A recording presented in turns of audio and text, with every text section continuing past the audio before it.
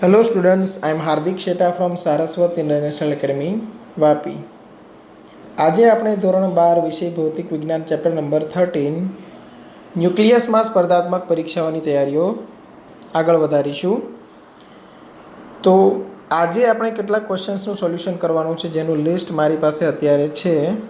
જેવો સ્ક્રીન પર ક્વેશ્ચન આવે તમારે જાતે એ ક્વેશ્ચન સોલ્વ કરવાનો છે અને પછી આન્સર ચેક કરવાનો છે, રાઈટ છે કે રોંગ. બરાબર, વિડીયોને આગળ વધારીને.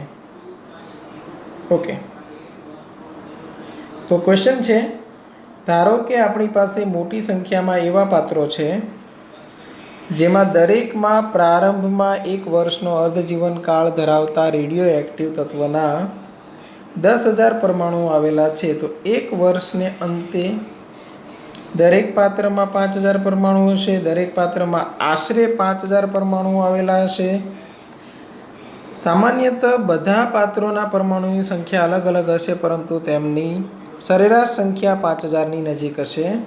એક પણ પાત્રમાં 5,000 કરતાં વધારે પરમાણુઓ હશે નહીં. આટલા ઓપ્શન છે આપણી પાસે. બરાબર, તો અર્ધજીવન કાળ આપણે ડિફાઇન કઈ રીતે કરેલો એ સમજો. અલગ અલગ સેમ્પલમાં પરમાણુઓની સંખ્યા અડધી થવા માટે લાગતા સમયોની સરેરાશ આપણે લીધેલી, યાદ હોય તો. બરાબર, તો મતલબ એવો થશે કે દરેક પાત્રમાં, સામાન્યતઃ બધા પાત્રમાં પરમાણુની સંખ્યા અલગ અલગ હશે, પરંતુ તેમની સરેરાશ છે 5,000ની નજીક હશે. બરાબર, સેકન્ડ ક્વેશ્ચન જુઓ. પ્લેટિનમનો અર્ધ આયુ 24,000 વર્ષ છે. T1 તમને આપેલું છે 24,000 વર્ષ. 72,000 વર્ષ સમયને અંતે મૂળ તત્વનો કેટલામો ભાગ અવિભંજિત રહેશે? તો મેં તમને સૂત્ર લખાવેલું છે, તમને ખબર હોય તો. આપણી પાસે શોર્ટકટ હતું આ n બરાબર n0/2 T/T1. બરાબર, તો અહીંયા પણ એવું જ આપણે કરીશું. n બરાબર n0/2 T/T1. આપણને જોઈએ છે મૂળ તત્વનો કેટલામો ભાગ, એટલે કે n/n0 પૂછેલું છે. 2 અને અહીંયા T/T1 એટલે 72,000/24,000 એટલે 1/2 તો n/n0 બરાબર 1/8 આન્સર આવશે. તો 1/8 આન્સર રાઈટ છે અહીંયા. ચલો, આ સમજ પડી ગઈ હશે. બરાબર, આ બે ક્વેશ્ચનનું સોલ્યુશન થઈ ગયું. હવે નેક્સ્ટ ક્વેશ્ચન પર આવીએ.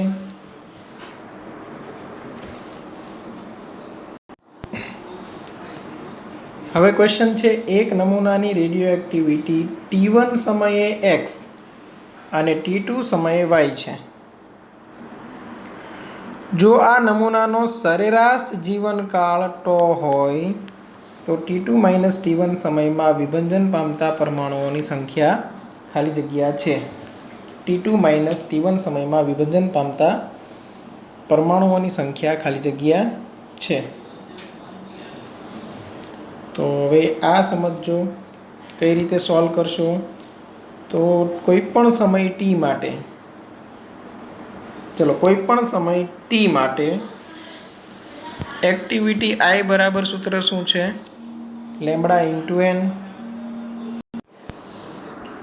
ઓકે, T1 સમયે તમને શું કીધું છે એ વિચારો.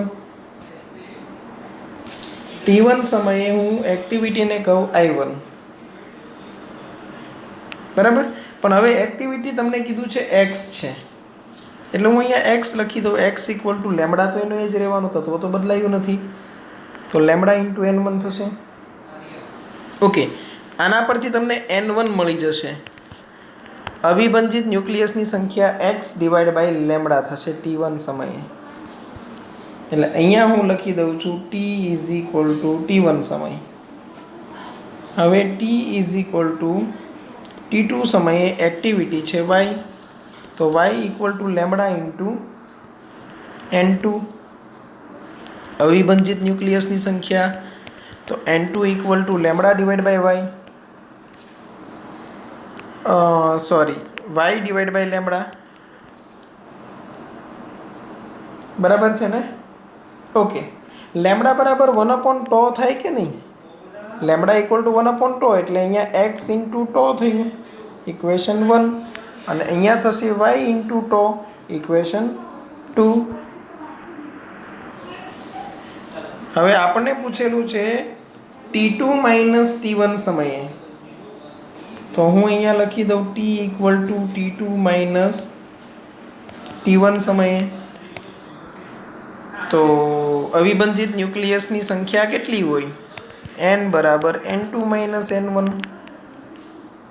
ઓકે, તો N2 માઇનસ N1 કરો તો two common into x minus y, એટલે x minus y into two આવશે સમીકરણ 1 અને 2 પરથી.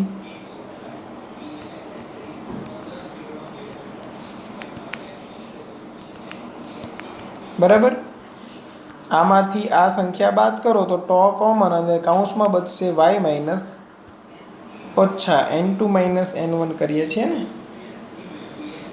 એટલે વાય માઇનસ એક્સ આવવું જોઈએ.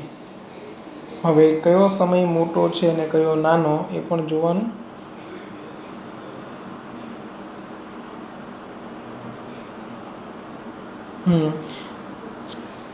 તમને પૂછેલું છે વિભંજન પામતા અણુની સંખ્યા, અને આ જે મળે છે ને એ અવિભંજિત ન્યુક્લિયસની સંખ્યા મળે છે.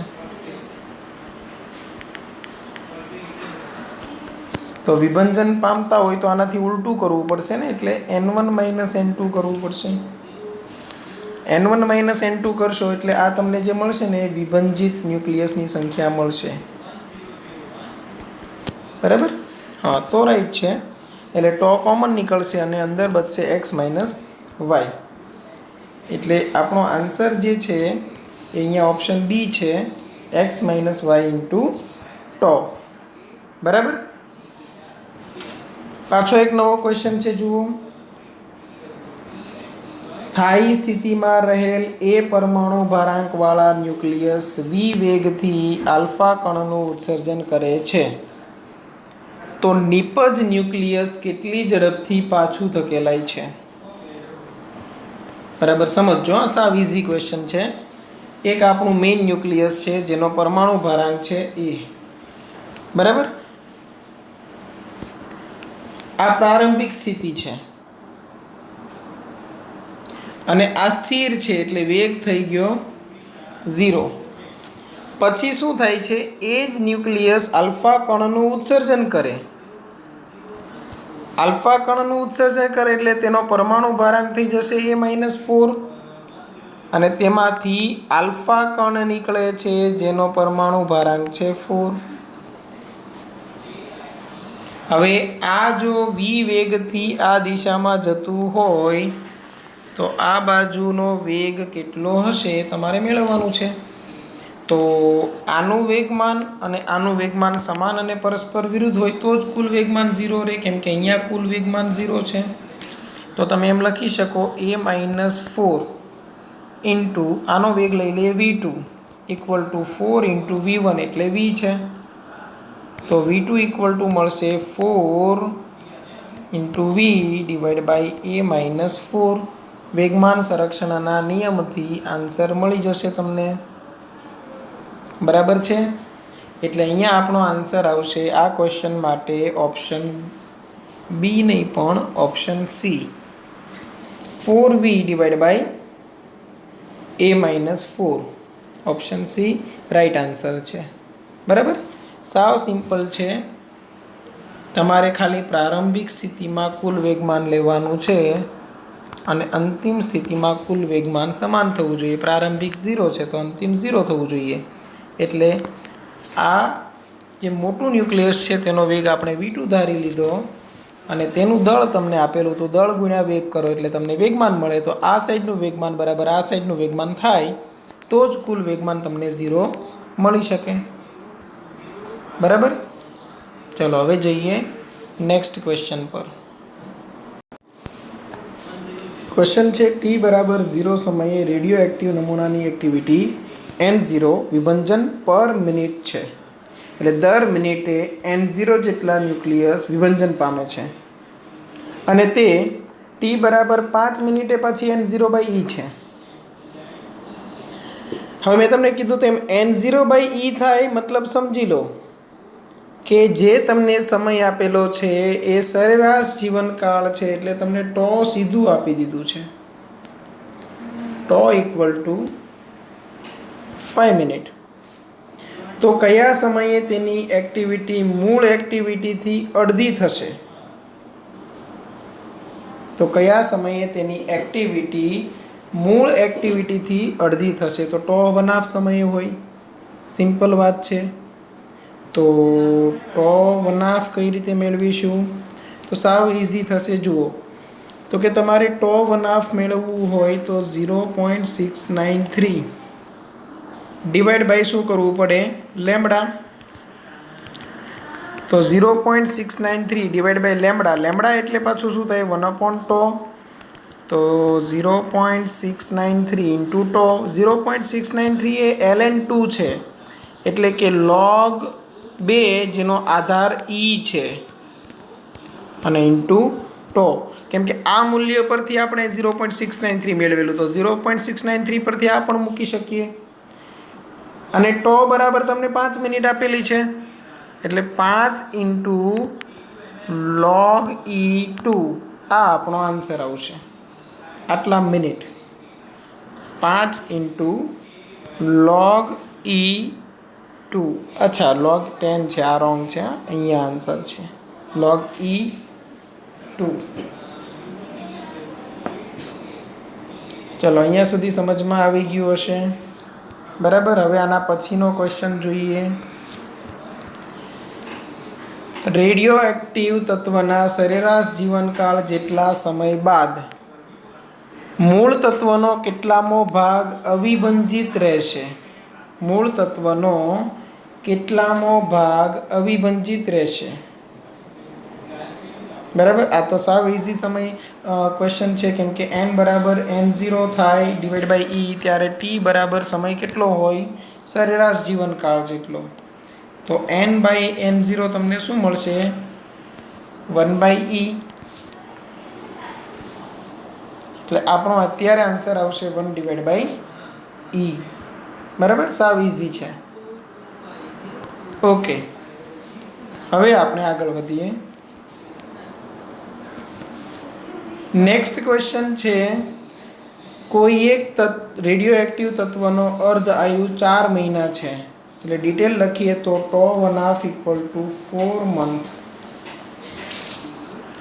તો તેનો 3/4 ભાગ વિભંજિત થવા માટે લાગતો સમય કેટલો? 3/4 જેટલો ભાગ વિભંજિત થાય છે તો અવિભંજિત કેટલો?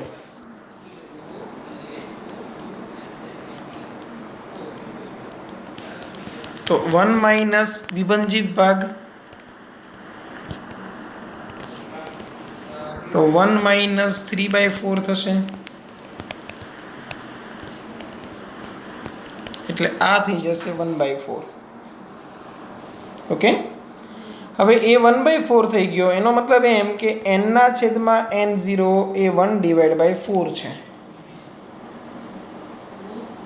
n/N0 ની જગ્યાએ શું લખી શકાય? 1/2 ની t/ટો 1/2 ઘાત ઇક્વલ ટુ 1/4 છે એટલે 2 ની 2 ઘાત થઈ ગઈ. તો t/ટો 1/2 ઇક્વલ ટુ આપણને મળશે 2. બંને બાજુ આપણે ઘાત સરખાવી દઈએ એટલે આન્સર મળશે. સમય કેટલો આપેલો છે? અચ્છા એ તો મેળવવાનું છે કેટલા મહિના. અને અર્ધ જીવનકાળ તમને 4 આપેલું છે એટલે t/4 બરાબર 2. તો t બરાબર 8 મહિના સમય લાગશે. એટલે આપણો આન્સર છે ઓપ્શન સી 8 મંથ્સ.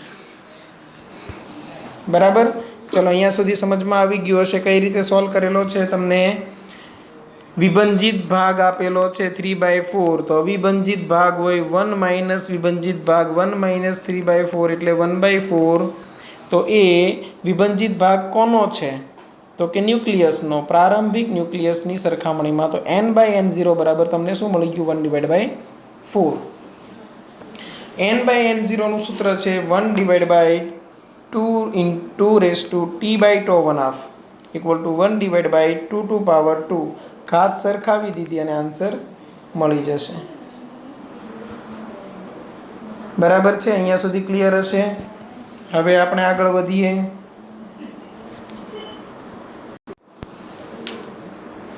ક્વેશ્ચન છે, એક રિએક્ટરમાં યુરેનિયમ 235નું વિભંજન થતાં મળતો પાવર 1000 કિલોવોટ છે.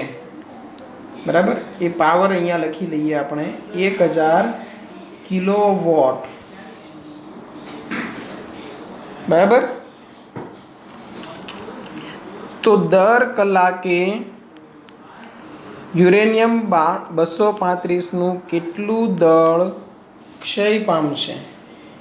દર કલાકે કેટલું દળ ક્ષય પામશે?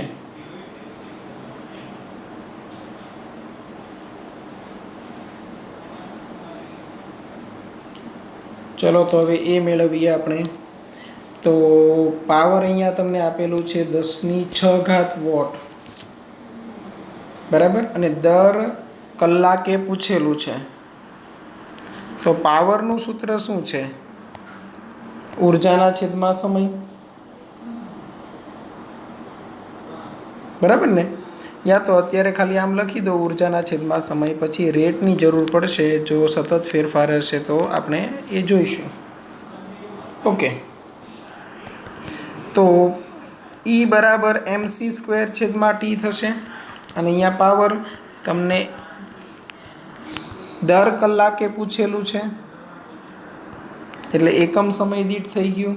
બરાબર? છતાં પણ આપણે અહીંયા સમય મૂકી દઈએ. સમય રાખવાનો છે 1 કલાક અને દળ મેળવવાનું છે. તો m બરાબર pt/c². p છે એ 10⁶. સમય છે એ કલાક, 1 કલાકની 3600 સેકન્ડ હોય. અને આ 3 × 10⁸ અને તેનો પાછો વર્ગ એટલે 10⁶ × 3600/3 વર્ગ 9 અને 10ની અહીંયા 16 આ 400 થયા. એટલે દળ તમને મળશે 4 × 10⁻⁸.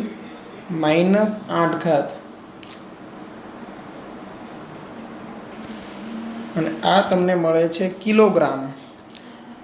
ગ્રામમાં કન્વર્ટ કરવું હોય તો 4 × 10⁻⁵ ગ્રામ થશે. એટલે કે 40 × 10⁻⁶ એટલે 40 માઇક્રોગ્રામ આન્સર આવશે. 40 માઇક્રોગ્રામ. હા, ઓપ્શન સી માં છે, જુઓ. આ રાઈટ આન્સર છે. બરાબર? આ તો તમને સમજ પડી ગઈ હશે ક્યાંથી સૂત્ર આવે છે એ બધું. આ દળ ક્ષતિ છે એટલે દળમાં થતો ઘટાડો. તો એટલું દળ ક્ષય પામેલું હશે તેમ તમે કહી શકો. ઓકે, ચલો નેક્સ્ટ ક્વેશ્ચન જોઈએ હવે. ઓકે, હવે એક પદાર્થની એક્ટિવિટી 700 સેકન્ડ ઇન્વર્સથી 500 સેકન્ડ ઇન્વર્સ સુધી 30 મિનિટમાં બદલાય છે. તો તેનો અર્ધ આયુ મિનિટમાં કેટલો હશે? ચલો, પ્રારંભિક એક્ટિવિટી કેટલી? I0 700 second inverse. ટી સમયે 500 સેકન્ડ ઇન્વર્સ થઈ. એ ટી સમય કેટલો હતો? 30 મિનિટ. અને મેળવવાનું શું છે? τ1/2. બરાબર? હવે જોઈએ આન્સર શું આવશે. તો I બરાબર I0 e⁻⁻ કરી શકાય. I/I0 બરાબર 1/2ની t/τ1/2 કરી શકાય.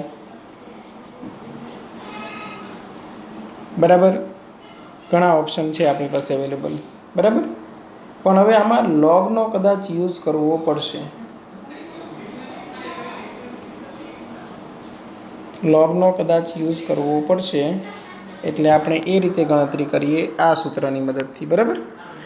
હવે અહીંયા છે 500, અહીંયા છે 700 અને ઈની માઇનસ લેમડા ટી ઘાત. તો અત્યારે લેમડા એઝ ઇટ ઇઝ રહેવા દઈએ, પછી આપણે લેમડાની મદદથી τ1/2 મેળવી શકીશું. એટલે આ થશે 5/7 બરાબર ઈની 1/, તમે કહી શકો ઈની લેમડા ઇન્ટુ ટી ઘાત. ક્રોસ ગુણાકાર કરી દઈએ, ઈની લેમડા ઇન્ટુ ટી ઘાત આ બાજુ આવી જશે, 7 અને 5 ઉપર નીચે થઈ જશે. ઓકે, બંને સાઈડ ln લઈ લો, એટલે lambda into T as it is, અને અહીંયા થઈ જશે ln e ઇક્વલ ટુ અહીંયા ln 7/5. ln e તો 1 થઈ ગયું, આ 0.693 છેદમાં τ1/2 બરાબર ઇન્ટુ આ ટી. ઓકે, ln છે એને લોગમાં કન્વર્ટ કરવા માટે 2.303 થી ગુણાકાર કરો અને log 7/5 એટલે 1.4, log 1.4 ની કિંમત તમારે મેળવવી પડશે. બરાબર, આટલું કામ હું તમારા પર ખાલી છોડું છું. એટલે તમને આ સ્મોલ ટી તો પાછું આપેલું છે, કેટલું છે 30. બરાબર, τ1/2 આના પરથી તમને મળી જશે. તો τ1/2 ની કિંમત તમને મળશે અપ્રોક્સિમેટ 61.8 મિનિટ, એટલે કે લગભગ 62 મિનિટ. અપ્રોક્સિમેટનો હું સિમ્બોલ કરી દઉં છું. ચલો, આ આન્સર છે. બરાબર, એટલે 62 મિનિટ આન્સર રાઈટ છે. ઓકે, એક વખત ખાલી લોગની ગણતરી તમારે કરવાની રહેશે, બાકી બધું તમને ખબર જ છે. સૂત્ર પણ આપણે એકનું એક જ વાપરેલું છે. બરાબર, ખાલી લોગનું નોલેજ હોવું જોઈએ, લોગના નિયમો તમને આવડતા હોવા જોઈએ. અને જો લોગના નિયમો ન આવડતા હોય તો પણ જો, અને યા તો કદાચ ભૂલી ગયા હોય તો બેઝિક મેથેમેટિક્સના આપણે વિડીયો મૂકેલા જ છે. GM11 યુટ્યુબ પર આવી રીતે સર્ચ કરી શકો, GM11 basic maths part 1, 2, 3, 4 something હશે. બરાબર, એ બધા વિડીયો એક વખત ફરીથી જોઈ લેવા. ઓકે, ચલો અહીંયા સુધી ક્લિયર છે. હવે જોઈએ નેક્સ્ટ ક્વેશ્ચન.